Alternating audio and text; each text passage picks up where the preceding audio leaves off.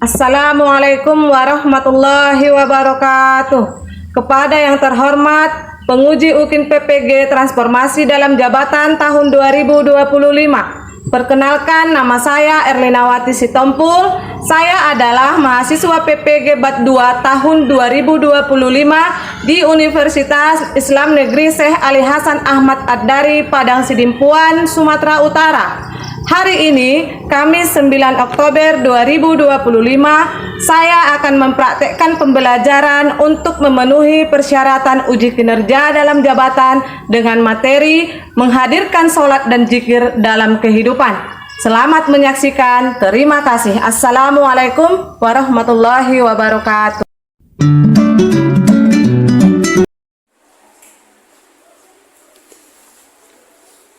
Assalamualaikum warahmatullahi wabarakatuh. Waalaikumsalam warahmatullahi wabarakatuh. Apa kabar semuanya anak-anak?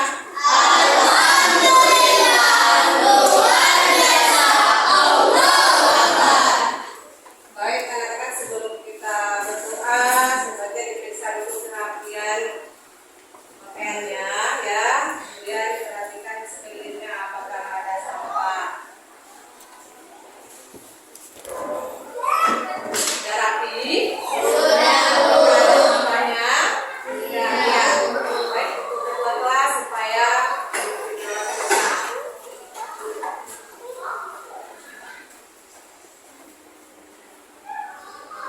kita berdoa.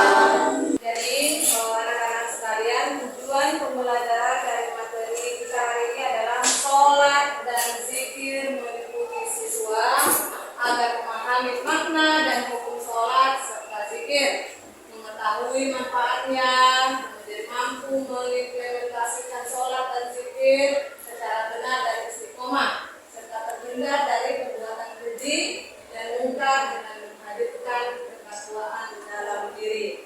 Jadi sebelum kita lanjut ke materi, Ibu ingin bertanya dulu ya, apa itu sholat?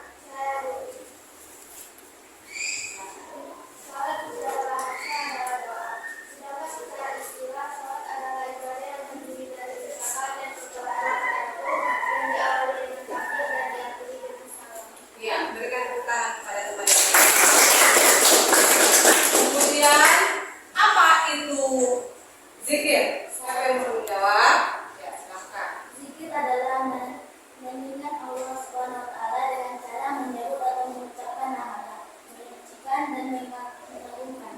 Ya, silakan berikan tepuk tangannya.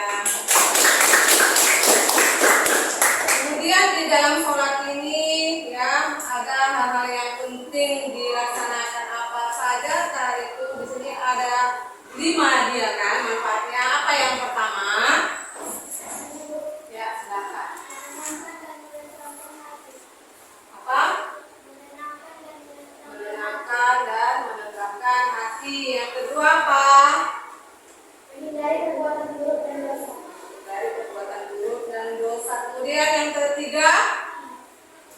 Membuat akidah, tauhid dan hubungan antara manusia dan Allah. Iya. Kemudian yang keempat? Meningkatkan kualitas ibadah. Kan kualitas ibadah. Kemudian yang terakhir yang kelima? Dorong semangat hidup baik. Tangan dulu kepada teman-teman yang semangat. Nah, kita akan membahas pertama itu adalah sholat. Pengertian sholat adalah ibadah yang dilakukan dengan gerakan dan bacaan tertentu untuk berkomunikasi dengan Allah Subhanahu wa Ta'ala. Kemudian yang kedua, manfaat sholat adalah dapat membantu meningkatkan kesadaran spiritual, mengurangi stres, dan meningkatkan keseimbangan emosi. Yang ketiga, cara menjalankan sholat dengan khusyuk, memperhatikan gerakan dan bacaan, serta memahami artinya. Jadi, saya akan menjelaskan yang pertama dulu mengenai pengertian sholat. Nah, jadi kalau kita melakukan sholat itu, ya, itu artinya kita sedang berinteraksi terhadap Allah Subhanahu wa Ta'ala. Jadi kalau misalnya kita ada masalah apapun, misalnya lagi galau ini anak-anak Gen Z ini kan suka galau kan. Jadi kalau kita lagi galau, mungkin ada masalah dengan ada mamanya di rumah, ya. Nah, kepada siapa kita mengadu? Jangan curhat kepada manusia. Jadi tempat teraman kita curhat itu hanyalah kepada Allah. Kapan Bu kita curhatnya? Ya ketika kita sholat. Nah, pada saat kita sholat itu kita mengajukan segala masalah apapun hanya kepada Allah. Jadi kemudian kalau kamu lagi bahagia juga jangan melupakan oleh Allah, tetap bersyukur dan menjalankan sholat. Jangan hanya karena ketika ada masalah aja baru ingat sholat. Tapi kalau lagi bahagia nggak ingat sholat, ya. Jadi dalam keadaan apapun kewajiban kita sebagai umat muslim yaitu melakukan atau melaksanakan sholat. Jadi kewajiban sholat itu sampai kita sakaratul maut pun, sampai nafas kita di sini, kita tetap wajib untuk melakukan sholat. Jangan kalau misalnya lagi sakit nggak bisa sholat, malah sholat. Aduh, aku alergi air misalnya, aku alergi air Bu, nggak bisa sholat. Tidak, ada jalan yang lain. Caranya apa? Yaitu tayamum istiqoroh katanya. Tayamum. Jadi pengganti apa? Pengganti wudhu itu adalah tayamum. Jadi kalau misalnya dia alergi air, boleh kita bertayamum, yaitu dengan cara mensucikan diri dengan debu. Jadi pastikan dulu debunya jangan ada yang bertai di ya. Oke. Kemudian yang kedua, manfaat sholat dapat membantu meningkatkan kesadaran spiritual, mengurangi stres dan meningkatkan keseimbangan emosi, sama seperti yang disampaikan tadi.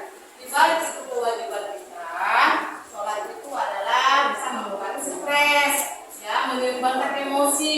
Di balik itu juga kita boleh mengucapkan istighfar, ya. Kalau misalnya kita lagi emosi nih, emosi itu kan sering diiringi dengan datangnya setan, sehingga kita mengucapkan kata-kata yang tidak layak, ya.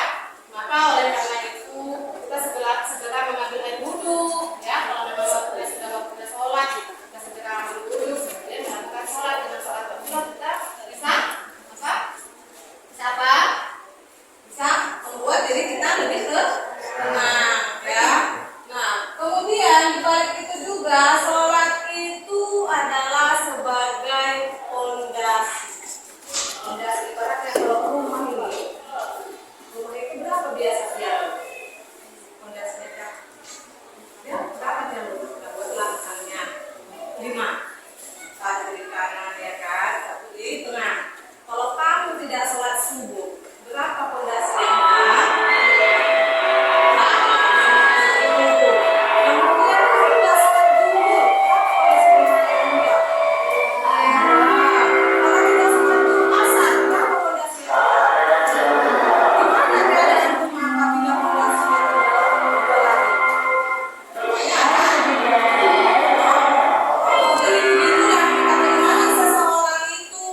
Dilihat ketika dia melakukan sholat, apakah dia melakukan sholat 5 kali sehari semalam atau tidak. Jangan hanya orang itu akan memakai kerudung menutup aurat tapi tidak melakukan sholat, itu tidak boleh. Jadi yang kedua-duanya ini harus balance, harus seimbang.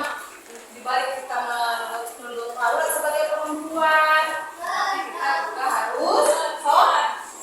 Karena ketika kita meninggal nanti, amal yang pertama dihisab oleh Allah Subhanahu wa taala itu adalah sholat. Jadi kalau misalnya bayar zakat, ikut sedekah di mana-mana, ya itu hanya menambahi dari sebagai tabungan kita untuk akhirat nanti. Tapi kalau datang malaikat munkar nanti ketika kita berada di yaumul mahsyar, apa yang pertama ditanya? Itu adalah sholat yang pertama dihisab, kan?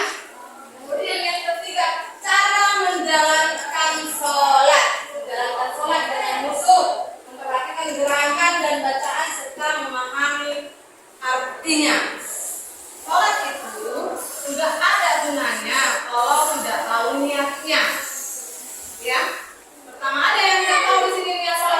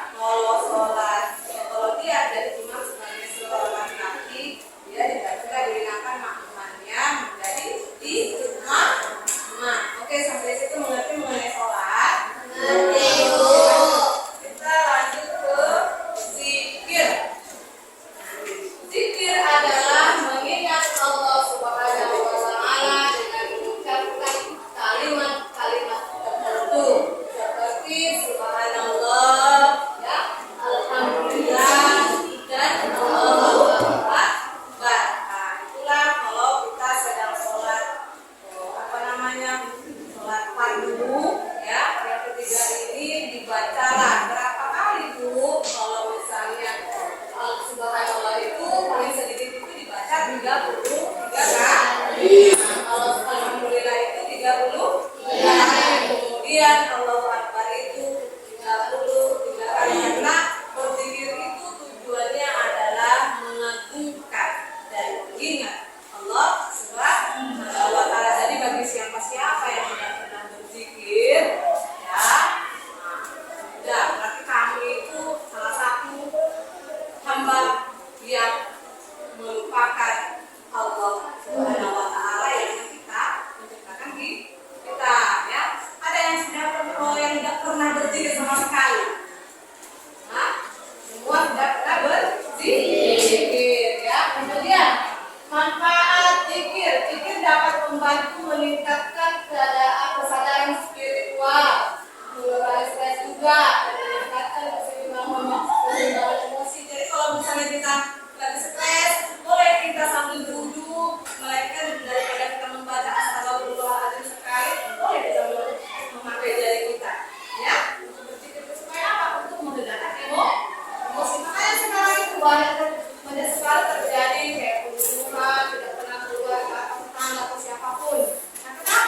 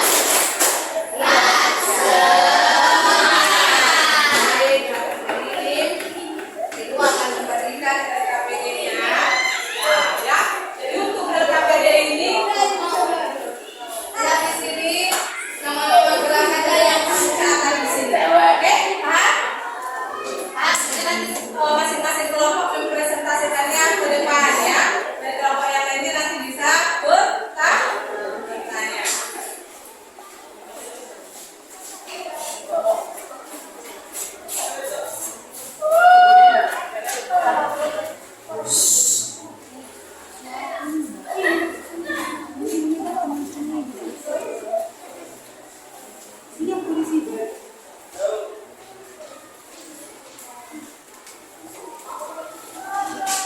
silakan dikerjakan.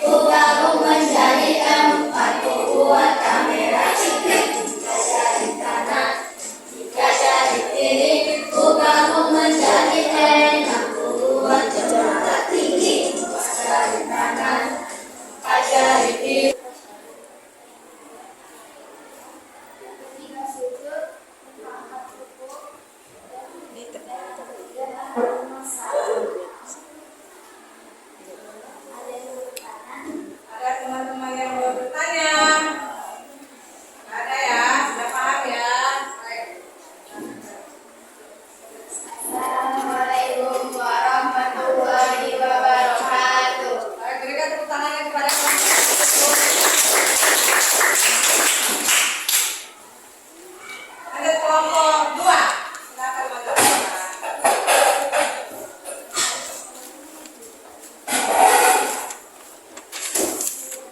Assalamualaikum warahmatullahi wabarakatuh. Nah, ada yang mau bertanya teman-teman? Ya, silakan. Bagaimana belajar takbiratul ihram? Silakan dipraktikkan. Allahu Akbar.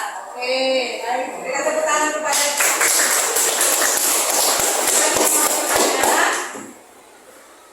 Bagaimana gerakannya tadi? bagaimana gerakan tasyahud. Tasyahud.